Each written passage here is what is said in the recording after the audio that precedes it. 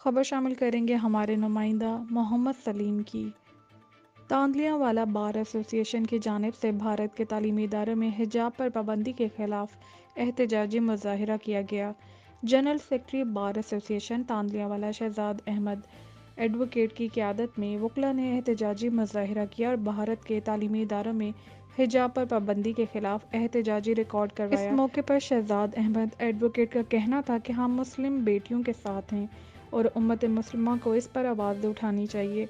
मजहर Sayal advocate ने इजहार ख्याल करते हुए कहा कि भारत में मुस्लिम तालिबात को हरासा करने की मजम्मत करते हैं। अगर भारत ओछे हथकंडों से बाज ना आया तो इसको संगीन नताइज भुगतने पड़ेंगे।